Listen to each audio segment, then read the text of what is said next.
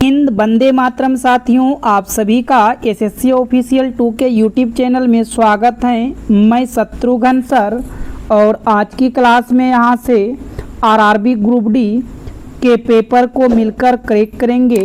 जो साथियों आप सभी का 3 अगस्त से लेकर 21 अगस्त तक पेपर चलेगा।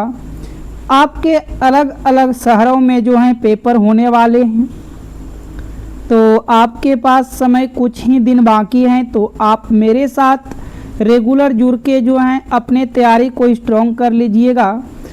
आपको इस क्लास में रीजनिंग, मैथ्स और जीके जीएस साइंस के most expected and previous year के प्रश्न को शामिल किया गया है।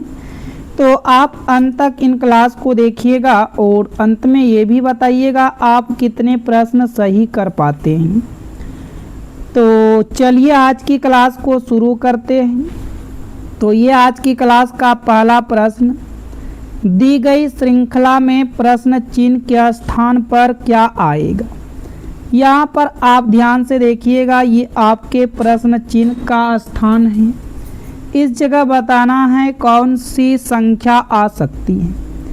जो भी नंबर आपके पास दिए जाते हैं, आप उन दिए गए नंबर को विचार करेंगे कि आखिर में क्या सीक्वेंस, क्या पैटर्न लगेगा। तो जैसे हम यहाँ पर 26 से 42 पर जाएंगे तो कितना प्लस किया गया, आप नहीं समझ पाते हैं तो आप 42 में से 26 को घटा दो। बड़े नंबर में से जब छोटे को घटा दोगे तो आपको पता चल गया कितना प्लस किया गया है। तो 12 में से 6 चला जाएगा, 6 होगा। 3 में से 2 जाएगा, 1। यहाँ से आपने देखा प्लस 16 किया गया। इसके आगे फिर देखो, यहाँ पर भी प्लस 16 ही किया गया है। इसके आगे आप 74 में से 58 को घटा दो तो 16 आएगा। यहाँ पर भी प्लस 16 किया गया। इसके आगे भी साथियों देखा कि आपने प्लस 16 किया गया। सेम आपको आगे भी पैटर्न लगाना है। अब आगे भी प्लस 16 करना है। तो आप 90 में से 16 को जोड़ दीजिए। जब 90 में से 16 को जोड़ देंगे तो ये आपके 106 आ जाएगा। और यहाँ से जो है विकल्प ए आपका बिल्कुल राइट आंसर हो जाएगा। ए क्या होगा साथियों, बिल्कुल सही आंसर हो जाएगा। तो चलते हैं अब अगले प्रश्न की ओर। तो ये आपके प्रश्न संख्या 2 है। इसमें कहा निम्नलिखित में से कौन सा अक्षर संख्या समूह दी गई श्रृंखला को तार्किक रूप से पूर्ण बनाने के लिए प्रश्न चिन्ह के स्थान पर आएगा। यहाँ पर आपको बताना है इन प्रश्नवाचक चिन्ह के स्थान पर कौन कौन से अक्षर और नंबर आ सकते हैं। तो इस टाइप के यदि प्रश्न आते हैं तो नंबर तो देखो लास्ट में सभी में 14 है। इसका मतलब अंत में 14 आएगा, इससे कोई दिक्कत नहीं है। अब आप शुरुआती के संख्या को ध्यान से देखो, अक्षर को देखो। जैसे आप अल पर जाते हो, ध्यान से आप प्रश्न को यहाँ पर समझने का प्रयास कीजिएगा साथियों। तो जे का नंबर 10, एल का 12 होता है। तो यहाँ पर आपने प्लस 2 किया गया। फिर एल से एन पर जाओगे, एल का नंबर 12, एन का 14, यहाँ भी प्लस 2 किया गया। फिर एन से आप पी पर चलते हो, एन का नंबर 14, पी का 16, यहाँ भी प्लस 2 किया गया। अब आगे भी आपको प्लस 2 करना है। तो साथियों आपको पता है कि 16 में 2 को जोड़ते हैं 18 होगा और 18 पर आपका आर आ जाएगा। और हमेशा विकल्प को भी ध्यान से देखना है। तो ये क्यू वाले जो स्टार्टिंग किया गया था, ये दोनों आपका रॉन्ग हो जाएगा। अब 2 विकल्प बचा। अगले स्टेप को आप चेक करोगे। एस का नंबर होता है 19, यू का 21। तो यहाँ भी देखा कि 2 प्लस किया गया। फिर आगे देखो, यू का 21, डब्लू का 23, यहाँ पर भी देखा प्लस 2 किया गया। डब्लू का 23, वाई का 25, तो यहाँ भी प्लस 2 किया गया। आगे भी आप प्लस 2 करते हो तो वाई में वाई का नंबर 25 होता है। 25 में 2 को यहाँ से जोड़ देंगे तो 27 होगा। लेकिन ABCD में 26 लेटर तक ही होता है। तो 27 का मतलब 26 प्लस 1 में आप तोड़ोगे तो 26 वाले एंड हो जाते हैं, फिर एक पर आपका रिटर्न होके ए आएगा। तो आर ए शुरू होना चाहिए, बी वाले आपका रॉन्ग होगा। पूरे प्रश्न को चेक करने की यहाँ पर आवश्यकता नहीं पड़ा, तो या डायरेक्ट जो है बी लगाते और आगे की ओर बढ़ जाएंगे। तो चलिए साथियों अब अगले प्रश्न की ओर। तो ये आपके प्रश्न संख्या 3, दी गई श्रृंखला में प्रश्न चिन्ह के स्थान पर क्या आएगा। जैसे आपने देखा ये प्रश्न चिन्ह के स्थान पर है। जैसे आप प्रश्न संख्या 2 को हल किए हैं, सेम उसी प्रोसेस से आप इन प्रश्नों को भी हल कर लें। और साथियों यदि आपने अभी तक इस वीडियो को लाइक नहीं किए हैं तो इस वीडियो को लाइक कर लीजिएगा। चैनल पर पहली बार आए हो सब्सक्राइब करके नोटिफिकेशन घंटी को भी साथ में ऑल पर रखिएगा। तो ध्यान से आप इन प्रश्नों को देखिएगा, सारे प्रश्न हम आपको इम्पोर्टेंट दे रहे हैं, तो आप इतना सा हेल्प तो कर सकते हो। तो सबसे पहले देखो एस का नंबर 17 होता है, एस का नंबर 19 होता है, क्यू का नंबर 17 होता है, -2 की कमी। क्यू का नंबर 17, ओ का 15, यहाँ भी -2 की कमी। ओ का 15, एम का 13, यहाँ भी -2 की कमी।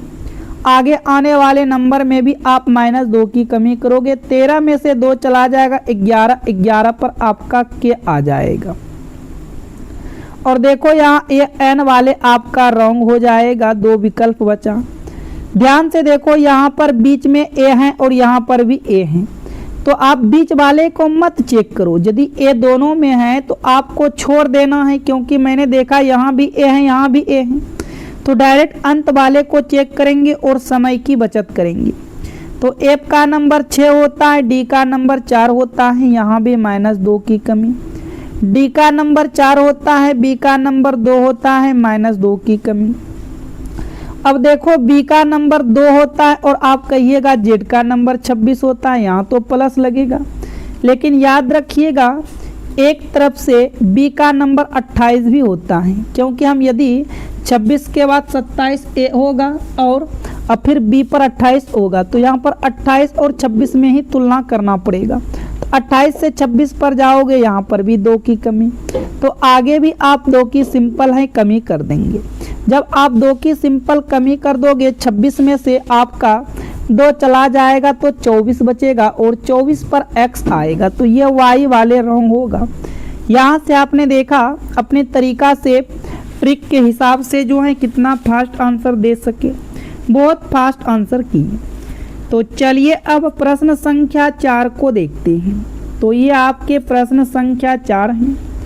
इसमें कहता है कि निम्नलिखित संख्या श्रृंखला का संदर्भ लीजिए और प्रश्न का उत्तर दीजिए। ये आपके बाएं हैं और इधर जो हैं आपके आए हैं दाएं हैं। ऐसे कितने विषम अंक हैं जिनमें से प्रत्येक के ठीक पहले एक सम अंक और ठीक बाद एक विषम अंक है। क्या कहा, ऐसे कितने विषम अंक हैं। यहाँ पर आप चाहो तो साथियों लिख सकते हो समझने के लिए। ऐसे कितने विषम अंक हैं जिनमें से प्रत्येक के ठीक पहले एक सम होना चाहिए, विषम के पहले एक सम और ठीक बाद एक विषम होना चाहिए।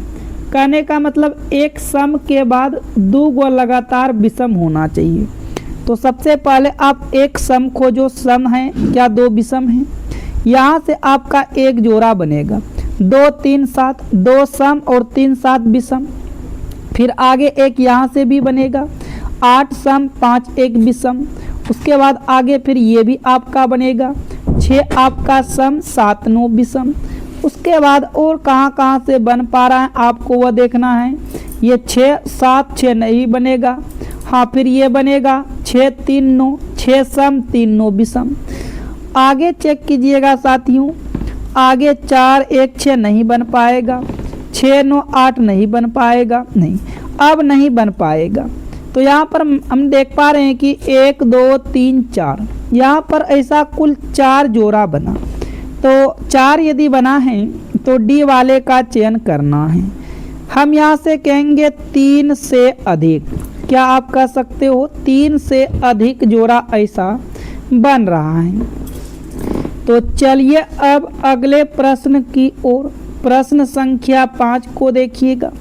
और मैं बता दूं साथियों, हम आपके लिए इम्पोर्टेंट पीडीएफ तैयार किए हैं जिनका भी पेपर 3 अगस्त से लेकर 21 अगस्त तक है। बहुत उनके लिए अच्छे प्रश्न इम्पोर्टेंट किए हैं। ज़रूर आप उन पीडीएफ को जो है मंगा लीजिएगा।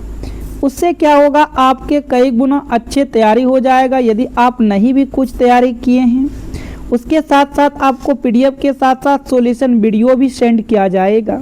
तो आप बहुत अच्छे तरीके से जो है आप अपने एग्ज़ाम के तैयारी को स्ट्रॉन्ग कर सकते हैं। तो ज़रूर आप दिए गए व्हाट्सएप नंबर पर मैसेज करके आप इन पीडीएफ को मंगा लें। तो चलिए अब प्रश्न संख्या आप 5 को ध्यान से समझिए। इसमें कहा कि A B C D E F और जी एक गोल मेज के परितः केंद्र की ओर अभिमुख होकर बैठे हैं। ठीक, तो देखो सबसे पहले एक गोल मेज है, तो मैंने यहाँ से एक गोल मेज यहाँ पर बना दी है और सभी का फेस जो है केंद्र की तरफ है। कितने लोग हैं, 1 2 3 4 5 6 7। यहाँ से हम आमने सामने 2 बैठा दिए, ये 4 बैठ गया, ये आपका 6 बैठ गया और ये आपका 7 बैठ गया। अब देखो ध्यान से, यहाँ पर प्रश्न में क्या कहा, ई जो है जी के दाईं ओर से तीसरे स्थान पर बैठा है। जी के दाईं ओर से, यदि हम जी को यहाँ पर बैठाएंगे तो जी के दायां इधर भागेगा। तो जी के दाईं ओर से तीसरे स्थान पर कौन बैठा है, ई बैठा है। फिर कहा ए जो है ई के दाईं ओर से तीसरा स्थान पर बैठा है। ए कहाँ पर बैठा है, ई के दाएं से तीसरा स्थान ये वाले पॉइंट हो जाएगा। तो ए को आप यहाँ पर बैठा लो। आगे का डी बी और ए के निकटतम पड़ोसी हैं। ठीक, कौन, डी जो है बी और ए के निकटतम पड़ोसी हैं। ए तो ऑलरेडी बैठा है, तो यहाँ पर डी को बैठाएंगे और यहाँ पर बी को बैठाएंगे, तभी तो डी और बी और ए का निकटतम पड़ोसी डी होगा। आगे का सी जो है अप के ठीक दाईं ओर बैठा है। सी कहाँ बैठा है, अप के ठीक दाईं ओर, तो एफ को आप यहाँ पर बैठाओगे तभी तो सी यहाँ पर बैठाओगे।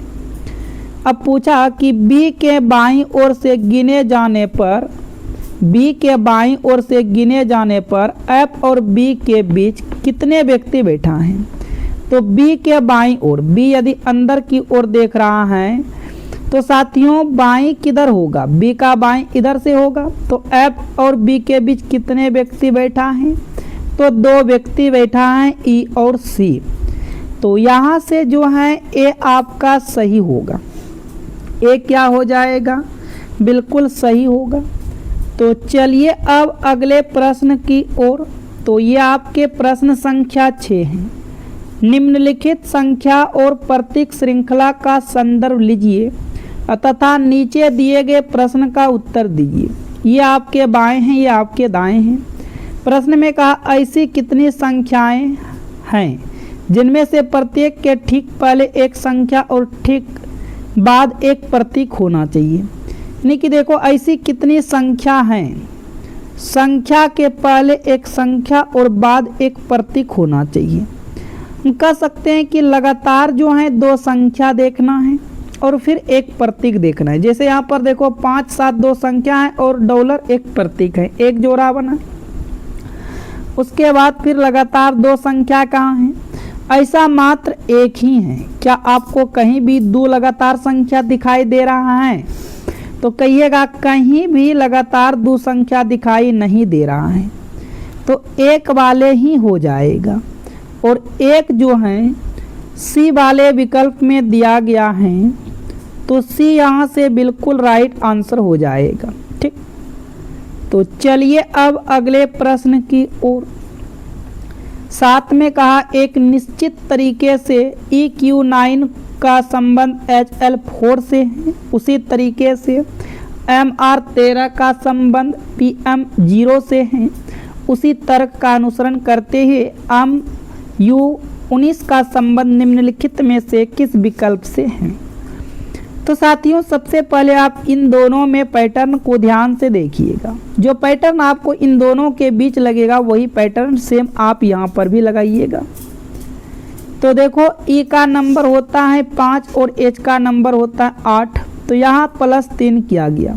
समय बचाने के लिए आप डायरेक्ट फिर यहाँ से चेक करो। एम का नंबर होता है 13, पी का 16, यहाँ भी +3 किया गया, तो यहाँ भी आप सीधा +3 कर दो, इससे बहुत समय बचता है। एम का नंबर होता है 13, 13 में 3 को जोड़ोगे क्योंकि यहाँ भी 3 प्लस किया गया, यहाँ भी +3 किया गया, तो यहाँ भी +3 करोगे 16, और 16 पर पी आते हैं। हम देख पा रहे हैं कि एक ही विकल्प में पी है, तो पूरे प्रश्न को बनाने की आवश्यकता नहीं है। यदि नहीं इस तरह के रहते तब फिर आगे चेक करते, 2 ऑप्शन में पी रहते तब, क्योंकि ऐसा किसी विकल्प में नहीं है। तो चलिए अब अगले प्रश्न की ओर। प्रश्न संख्या 8, कथन और निष्कर्ष का उत्तर दीजिए। इसमें कहा सभी पेन वोक हैं। हम समझने के लिए छोटा सा अक्षर पी को लिए, सभी पेन क्या है, वोक हैं। तो साथियों भी से हम वोक को लिए। सभी क्लाउडन वोक हैं, जितने भी क्लाउडन हैं सारे क्लाउडन क्या हैं, वोक हैं। ठीक है, सारे क्लाउडन क्या है, क्लाउडन जो हैं वोक है, सभी क्लाउडन वोक हैं। तो ठीक है, सभी क्लाउडन जो हैं वोक हैं। अब देखो आपके निष्कर्ष, कुछ पेन क्लाउडन हैं, क्या कुछ पेन जो है क्लाउडन हो सकता है क्या? तो साथियों देखो सारे पेन क्लाउडन के अंदर हैं, कुछ कैसे हो सकते हैं, ये तो सारे हैं। अगला का कुछ वोक क्लाउडन है, क्या कुछ वोक जो है क्लाउडन है? तो जब सारे हैं तो सभी क्यों नहीं हो सकते, आराम से हो सकते हैं। तो यहाँ से हम कह सकते हैं कि दोनों निष्कर्ष अनुसरण करता है, फर्स्ट और सेकेंड जो हैं दोनों निष्कर्ष अनुसरण करता है। तो साथियों आपका यहाँ से सी बिल्कुल सही आंसर होगा। तो चलिए अब अगले प्रश्न को देखिएगा। इसमें से कहा कि 60 व्यक्ति उत्तर दिशा की ओर अभिमुख एक पंक्ति में खड़े हैं। मयंक दाएं छोर से 13वें स्थान पर है, जबकि किशन बाएं छोर से 18वें स्थान पर है। मयंक और किशन के बीच कितने व्यक्ति हैं? तो ठीक है, तो यहाँ से आप देखो कुल जो है 60 व्यक्ति हैं, और मयंक दाएं छोर से इसका स्थान 13वां है, और किशन का बाएं छोर से स्थान 18वां है। तो कभी इस टाइप के प्रश्न आते हैं तो आप इन दोनों को कुल को जोड़ेंगे तो कितना होगा, 31 होगा, और यहाँ से 31 को माइनस कर देना है। 10 में से 1 चला जाएगा 9 होगा, और इधर 5 में से 3 चला जाएगा 2, तो 29 लोग होंगे उनके बीच में। क्योंकि हम दोनों और वाले को जोड़कर कुल में से घटा देंगे तो बीच वाले ही तो लोग आएगा, तो यहाँ से कुल 29 लोग आएगा। और ये चीज़ आपने देखा ए वाले विकल्प में है। तो साथियों आपका ए जो है बिल्कुल सही आंसर होगा। तो चलिए अब अगले प्रश्न की ओर। इसमें कहा कि दी गई श्रृंखला में प्रश्नवाचक चिन्ह के स्थान पर क्या आएगी? तो बताना है आपको। श्रृंखला यहाँ से स्टार्ट किया गया है, आप उतार सकते हैं 2, 8, 18, उसके आगे आप देखो 32, 50, आगे है प्रश्नवाचक चिन्ह। तो साथियों आप ध्यान से प्रश्न को समझिए। ठीक, तो आप पहले 2 से 8 पर जाते हो, तो यहाँ पर आप 6 प्लस किए। 8 से 18 पर यदि हम जाते हैं तो यहाँ +10 किया गया। आगे देखो 12 में से 8 चला गया 4, इधर आपका बचा 2, 1, 14, यहाँ पर +14। इसके आगे देखा जाए तो यहाँ पर +18 किया गया। अब आगे क्या, थोड़ा ध्यान से देखो। 6 से 10 पर जाने के लिए 4 प्लस, 10 से 14 पर जाने के लिए 4 प्लस, 14 से 18 पर जाने के लिए 4 प्लस, तो आगे भी 4 ही प्लस होगा। 18 4 22, तो 50 और 22 को जोड़िएगा तो यहाँ पर आपका 72 होगा।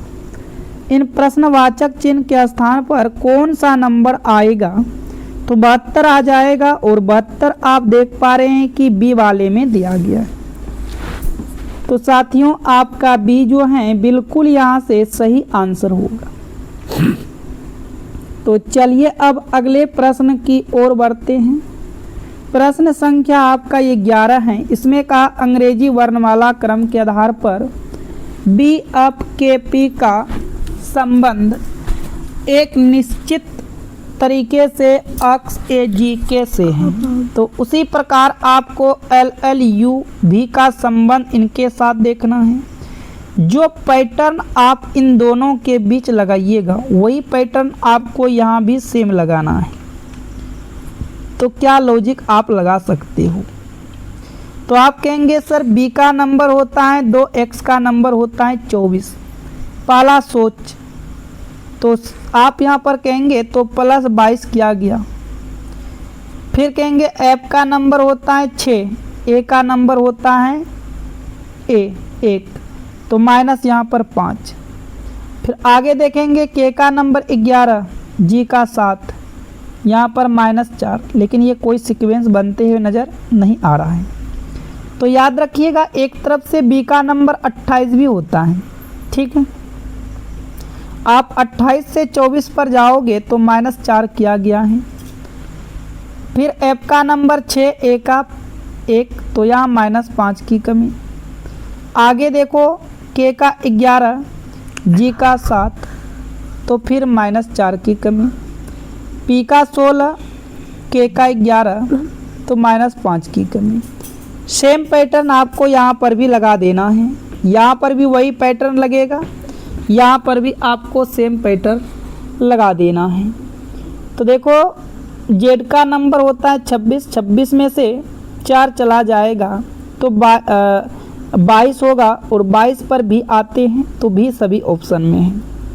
डब्लू का नंबर होता है 23, 23 में से 5 चला जाएगा 18, 18 पर आर आएगा।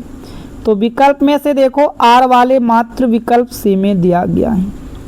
तो क्या यहाँ पर पूरे प्रश्न को चेक करने की कोई आवश्यकता है साथियों? बिल्कुल नहीं है। तो यहाँ से आपका सी वाले जो हैं बिल्कुल सही आंसर होगा। तो चलिए अब अगले प्रश्न की ओर बढ़ते हैं। इसमें कहा किसी निश्चित कूट भाषा में इस प्रकार के कूट को इस प्रकार लिखा जाता है, बुक वेट थीम को इस प्रकार लिखा जाता है। तो उसी प्रकार से आपको बुक का कूट पूछा, तो जिसका भी कूट पूछा आप उनको ढूंढो, क्या वो दोनों लाइन में हैं? जैसे यहाँ पर भी बुक है, यहाँ पर भी बुक है, हाँ दोनों लाइन में है। तो जब दोनों में बुक कॉमन है, इन सब जो कोड दिया गया उनमें फिर देख लो कॉमन क्या है। जैसे आप यहाँ पर कहेंगे कि जी ओ यहाँ भी है और जी ओ यहाँ भी है, तो इसका अर्थ होगा बुक का कोड जो बनेगा वह जी ओ बनेगा। बुक का कोड क्या बन जाएगा साथियों? तो जी ओ बनेगा। और जी ओ जो है देखा है आपने ए में, तो ए वाले यहाँ से राइट आंसर होगा, ठीक है। तो चलिए अब अगले प्रश्न की ओर। तो ये आपके प्रश्न संख्या 13 हैं। देव अपनी कक्षा में ऊपर से 10वां स्थान और नीचे से 31वां स्थान है, तो कक्षा में कुल विद्यार्थी। यदि कक्षा में कभी भी कुल विद्यार्थी पूछा जाता है, चाहे वो ऊपर से हो, नीचे से हो, या लेफ्ट हो या राइट हो, बस आपको लेफ्ट प्लस राइट ऊपर नीचे के मान को रखना है और जोड़ना है और उनमें से एक को घटाना है, तो वह आपका कुल विद्यार्थी निकल कर आ जाएगा। आप इनको हल यदि करोगे तो 40 होगा, 30 और 31 और 10 41, 41 में से एक चला जाएगा 40। तो कुल स्टूडेंट की संख्या क्या होगा? तो कुल स्टूडेंट की संख्या 40 होगा। डी जो है यहाँ से बिल्कुल आपका सही आंसर होगा। तो चलिए साथियों अगले प्रश्न की ओर। प्रश्न संख्या 14 मोस्ट इम्पोर्टेंट प्रश्न है। इसमें कहा यदि प्लस का अर्थ घटा, घटा का अर्थ गुना, गुना का अर्थ भाग, भाग का अर्थ जोड़ है, तो निम्नलिखित समीकरण में प्रश्न चिन्ह के स्थान पर क्या आएगा? तो आइए हल करते हैं। सबसे पहले यहाँ पर देखो 77 है, उसके बाद इस बीच में घटा है। घटा का अर्थ बताया गुना, तो आप यहाँ पर गुना को रखोगे। फिर यहाँ पर भाग है, भाग का अर्थ जो है जोड़ है, तो यहाँ पर हम जोड़ को रखेंगे। फिर जोड़ है, जोड़ का अर्थ जो है, जोड़ का अर्थ आपको बताया गया घटा, तो यहाँ से आपको घटा रखना है और यहाँ गुना है और गुना का अर्थ जो है भाग है तो भाग रखेंगे। बोर्ड मास के नियम के अनुसार आप पहले भाग का क्रिया करोगे, 7 21 कटेगा, 77 गुना 5 करते हैं, 7 पचे 35 करी 5 हासिल 3 और 7 पचे 35 3 38 हो जाएगा और डायरेक्ट आप 49 में से 3 को घटा दो तो यहाँ से 46 बच जाएगा। अब जोड़ देंगे 6 और 5 11 होगा, 8 4 12 1 13 3 1 4 तो 431 आएगा और 431 आपने देखा सी वाले विकल्प में दिया गया है। तो साथियों आपका सी यहाँ से बिल्कुल जो है राइट आंसर हो जाएगा। उम्मीद और आशा करेंगे आप यहाँ तक प्रश्न को समझ चुके हैं। तो चलिए अब अगले प्रश्न की ओर। प्रश्न संख्या आपका 15 देखिएगा। इसमें का संख्या इतना इतना के प्रत्येक अंक को बाएं से दाएं अवरोही क्रम में व्यवस्थित किया जाता है तो मूल संख्या की तुलना में कितनी अंकों का स्थान अपरिवर्तित रहा। पहले आप इन संख्याओं को उतार लो, जो भी संख्या आपके पास दिया गया है आप इन संख्याओं को उतार लो, इसको अवरोही क्रम में सजाना है। देखो आरोही क्रम जब बोलेगा तो छोटे से बड़े लिखते हैं, लेकिन अवरोही क्रम जब बोल रहा है तो बड़े से छोटे की ओर लिखना पड़ता है। तो यहाँ से सबसे पहले आपको जो है 9 लिखना है क्योंकि सबसे बड़ा 9 है। 9 के बाद 8 होगा, 8 के बाद 6 आ जाएगा, 6 के बाद 5 हो जाएगा, 5 के बाद 4 हो जाएगा, 4 के बाद 3 हो जाएगा, 3 के बाद 2 और 1। तो कितने का यहाँ से देखा जाए तो स्थान अपरिवर्तित रहा, नहीं बदला। यहाँ से आपने देखा एक जोड़ा यहाँ से मिल गया और एक जोड़ा यहाँ से मिल गया, तो ऐसा आप कह सकते हो कि 2 हैं। ऐसा कितना है? 2 हैं और 2 जो हैं आपके विकल्प डी वाले में दिया गया है, तो डी वाले साथियों बिल्कुल यहाँ से आपका राइट आंसर हो। तो चलिए अब अगले प्रश्न की ओर। और यहाँ से आपके जो हैं बहुत ही इम्पोर्टेंट जीके के प्रश्न को देखेंगे और मैथ्स के प्रश्न को देखने वाले हैं। तो पहला प्रश्न कहा कि खेलो इंडिया पैरा गेम्स 2025 के दौरान कितने नए राष्ट्रीय रिकॉर्ड स्थापित किए गए हैं। तो याद रखिएगा इसका जवाब जो आएगा साथियों यहाँ से 18 आएगा। ये जो है बिल्कुल आपका सही आंसर हो जाएगा। अगला प्रश्न का आंसर कीजिएगा, निम्न में से कौन सा पादप उत्तक प्रकाश संश्लेषण करता है। तो इसमें से जो है हरित लवक करता है। डी यहाँ से आपका बिल्कुल राइट आंसर होगा। तो आगे की प्रश्न है, अस्थमा मुख्यतः श्वसन तंत्र के किस भाग को प्रभावित करता है। तो कौन सा भाग को प्रभावित करता है। तो वह ब्रोंकी और ब्रोंकीओल्स को करते हैं। यहाँ से जो है डी आपका सही आंसर होगा। अगला प्रश्न आंसर कीजिएगा, वैदिक काल में तक्षण शब्द का प्रयोग किसके लिए किया जाता था। तो वैदिक काल में तक्षण का प्रयोग जो है वह बढ़ई के लिए किया जाता था। ये जो है आपका यहाँ से बिल्कुल सही आंसर हो जाएगा।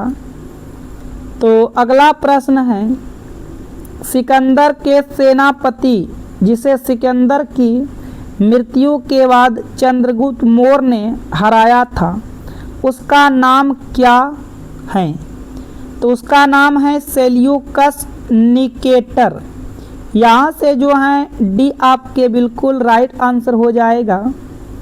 तो साथियों अगला प्रश्न है, प्रजनन के दौरान डीएनए प्रतिकृति बनाना क्यों महत्वपूर्ण है। तो ये लक्षणों की वंशानुगत के लिए। यहाँ से जो है आपका डी बिल्कुल सही आंसर हो जाएगा। तो आगे की प्रश्न है, अर्जुन पुरस्कार 2025 प्राप्त करने वाले पहले पैरालंपिक स्वर्ण पदक विजेता कौन थे? इसका राइट आंसर होगा मुरलीकांत पेटकर थे। डी जो है बिल्कुल यहाँ से आपके सही आंसर होगा। तो अगला प्रश्न को देखिएगा साथियों ध्यान से, और ये आपके मैथ्स के प्रश्न हैं, बहुत ही इम्पोर्टेंट मैथ्स के ये प्रश्न लाए हैं हम आप सभी के लिए।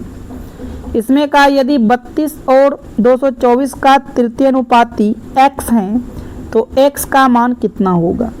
तो कभी भी तृतीय अनुपाती पूछ लिया जाए तो पहला टर्म a होता है, दूसरा b, तो छोटा सा फार्मूला लगा देना है b²/a। बस इसको रखकर हल करोगे तो b का मान है 24, स्क्वायर है तो आपको 2 बार गुना करना है। देखो 8 तिया के 24, 8 चौके 32, 4 छक्के 24, 3 × 6 करोगे तो 18 मिलेगा। 3 × 6 कितना मिलेगा? 18। तो यहाँ से आपका ए जो है बिल्कुल राइट आंसर हो जाएगा। तो आइए अगले प्रश्न को देखिएगा। इसमें कहा कि भारतीय संविधान का भाग 4A निम्न में से कितने मौलिक कर्तव्यों हेतु प्रावधान करता है? तो याद रखिएगा 11। डी जो है यहाँ से आपका बिल्कुल सही आंसर हो गया। तो अगला प्रश्न है, जनगणना 2011 के अनुसार भारत की कुल साक्षरता दर कितनी है? तो राइट आंसर होगा 74.04%। बी आपका जो है बिल्कुल सही आंसर होगा। अगला प्रश्न है कि निम्न में से कौन सी पर्वत श्रृंखलाएं दक्षिण अमेरिका में स्थित है? तो बताइएगा इसका सही जवाब। तो इसका राइट आंसर होगा एंडीज। ये जो है आपका बिल्कुल राइट आंसर हो जाएगा। तो चलिए अब आगे की ओर बढ़ते हैं। इसमें कहा दिल्ली सल्तनत के किस सुल्तान ने दीवान ए मुस्तखराज की स्थापना की थी? तो साथियों इसका जवाब होगा फिरोज शाह तुगलक। यहाँ से डी आपका बिल्कुल राइट आंसर हो जाएगा। अगला प्रश्न में देखिएगा, दिल्ली सल्तनत के किस सुल्तान ने दीवान ए कोही की स्थापना की थी? ये क्या था? मोहम्मद बिन तुगलक का। यहाँ से आपका बी जो है 101% राइट आंसर हो जाएगा। आगे की प्रश्न है, निम्न में से कौन सी विधि पौधों में अलैंगिक प्रजनन का उदाहरण है? तो इसका जवाब होगा वनस्पति प्रवर्धन। यहाँ से यदि आप डी का चयन किए हैं तो बिल्कुल आपके राइट आंसर हैं। अगला प्रश्न है, मई 2025 में 7वें खेलो इंडिया यूथ गेम्स कहाँ आयोजित हुई? तो इसका सही जवाब होगा बिहार। यहाँ से जो है साथियों ये आपका बिल्कुल राइट आंसर हो जाएगा। तो अगला प्रश्न है, दिल्ली का वह सुल्तान जिसने ब्राह्मणों पर भी जजिया कर लगाया था? तो इसका राइट आंसर होगा फिरोज शाह तुगलक। यदि आप बी का चयन किए हैं तो बिल्कुल सही आंसर हैं। आगे हैं कि चहलगानी या तुर्क ए चहलगानी का गठन किस सुल्तान ने किया था? तो ये क्या था? इल्तुतमिश ने। किसने किया था? इल्तुतमिश ने किया था। बी जो है यहाँ से आपके बिल्कुल सही आंसर होगा। अगला प्रश्न है, 39वें सूरजकुंड अंतर्राष्ट्रीय शिल्प मेले 2026 में भागीदार देश कौन सा था? तो ये था मिस्र। ये जो है साथियों आपका यहाँ से बिल्कुल सही आंसर होगा मिस्र। अगला प्रश्न देखिएगा, 2026 जनवरी में भारत के विदेशी मुद्रा भंडार का अनुमानित स्तर क्या रहा? बहुत इंपॉर्टेंट प्रश्न है साथियों। इसका जवाब होगा 620 अरब डॉलर रहा। यहाँ से जो है सी आपका बिल्कुल राइट आंसर हो जाएगा। तो हम उम्मीद और आशा करते हैं कि आप यहाँ तक सभी प्रश्न को समझ चुके हैं। तो साथियों, आज की क्लास में मैंने 15 और 20 कुल 35 प्रश्न आपको कराएं। आप इन 35 प्रश्न में कितने प्रश्न राइट किए वो कमेंट करें। साथ में साथियों, इस वीडियो को एक बार लाइक कर लीजिएगा और चैनल पर पहली बार आए हैं सब्सक्राइब करके नोटिफिकेशन घंटी को ज़रूर आप ऑल पर रखिएगा। और जितने भी आप सभी के पास स्टडी ग्रुप हैं उन सभी ग्रुप में वीडियो को शेयर कीजिए, जैसे WhatsApp, Instagram, Twitter, Facebook, Telegram, इन सभी ग्रुप में एक बार वीडियो को शेयर कर दीजिएगा। तो तब तक के लिए थैंक यू। फिर मिलेंगे नेक्स्ट वीडियो में, तब तक के लिए आप अपना ख्याल रखिएगा। धन्यवाद।